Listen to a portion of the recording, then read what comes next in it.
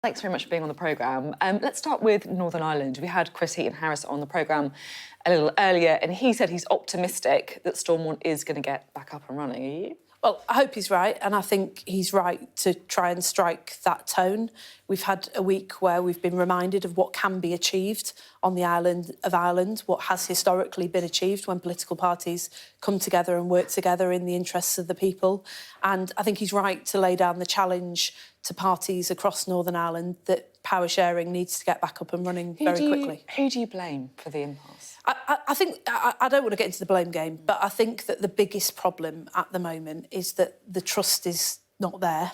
And when there have been these moments, ever since the Good Friday Agreement was negotiated and then signed, the thing that has unlocked it has been the emergence of an honest broker, usually the UK Prime Minister, who has been able to personally intervene in order to bring people together and to resolve the situation.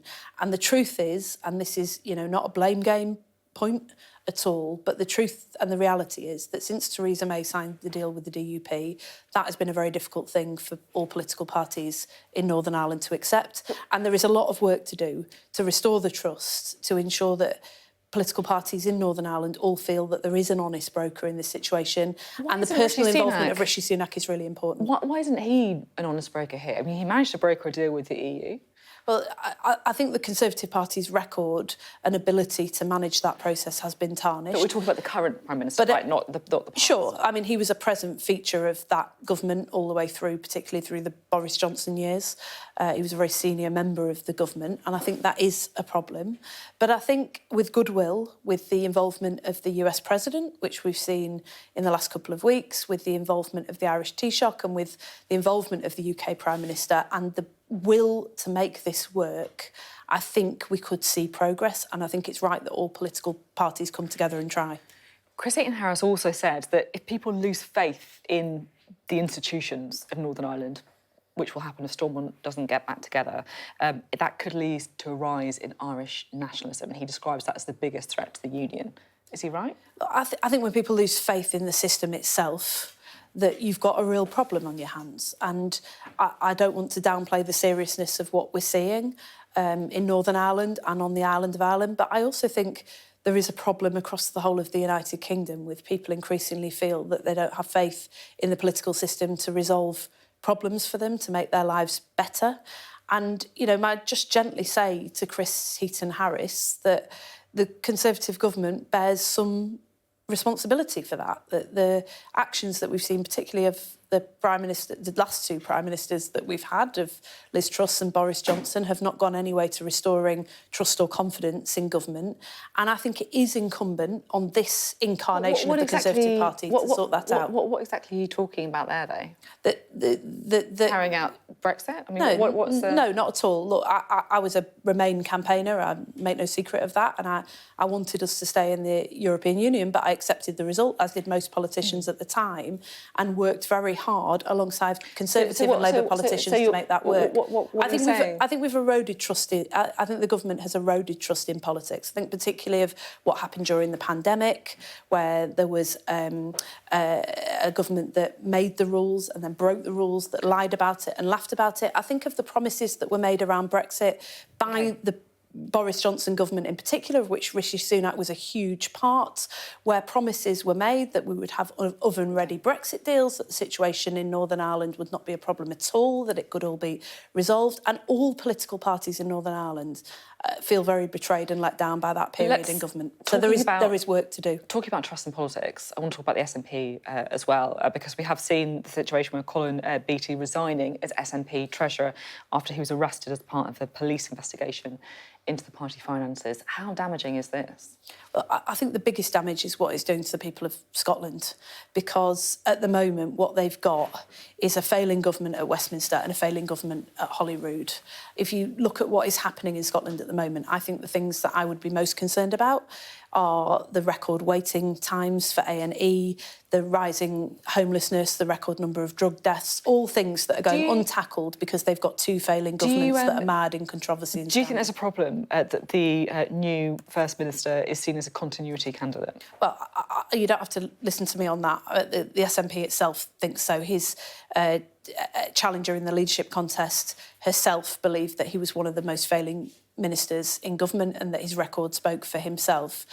I think the bigger problem actually is that the SNP doesn't seem to be able to pull itself out of this and focus on the country and the interests of the people in the country in front of them. Instead, we've had this endless merry-go-round of accusations and recriminations. It's murky. There have been a number of police arrests, mad in scandal, and there seems to be no end in sight. In the meantime, people are wondering if the future that is on offer for their kids is going to be anywhere like the future that they had envisaged, and they deserve better. Now, for a long time, they didn't have an alternative, but now that Labour is ahead in the polls in the United Kingdom, there is an alternative. They could rid themselves of the Tory government in Westminster and they could rid themselves of this failing government in Holyrood as well. I just want to talk a little bit more about the alternative, as you put it, as Labour, because look, in these interviews, we spent time criticising the Conservatives, we spent time criticising the SNP, and it does feel, in many ways, the stars are aligning for a Labour victory because of what is happening with the other parties. But I guess some of our viewers might be thinking,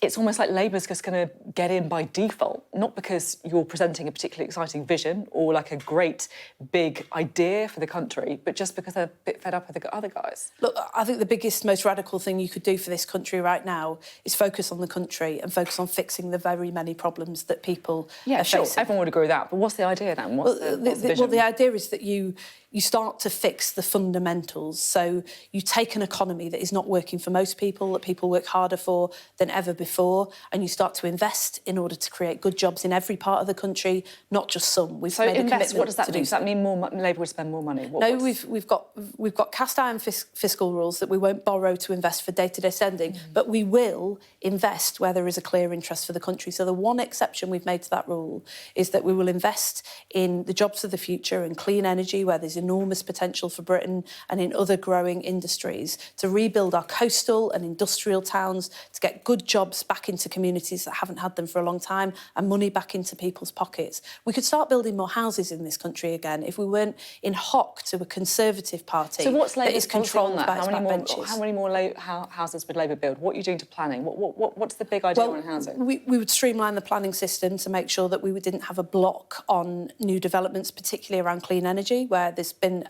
This feels like tinkering around the edges, doesn't it? That's not tinkering around the edges. This country has been on the back foot for 13 years because we've had a government that is in hock to a group of backbenchers who are controlling government policy, even as late as this year, with a new Prime Minister who said he was going to come in and build a fresh start. They've scrapped local housing targets. House building has fallen to its lowest level since the Second World War, and we've got a housing crisis and a growth crisis in this country. Labour would turn that around. We'll relax. They will liberalise the planning laws to make sure that communities can make decisions early about the sorts of housing and developments that they want. We'll reinstate housing targets to make sure that houses get built, and we'll work to provide certainty and stability so that people can get mortgages, get on the housing ladder, with a bit of help from the state, because we don't believe that the state should step out of the way when the market is failing. That's why Labour is the answer to the challenges that we've got, and the Conservative Party can't be. Listening to you,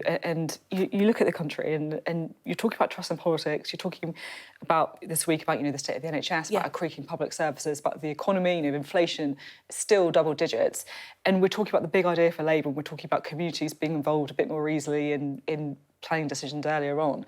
I just wonder, you ran for the leadership as well. It was pretty clear the platform that you ran on. You ran on a platform to level up and to take power away from London. What is Keir Starmer's platform? If you're going to sum it up, what is it?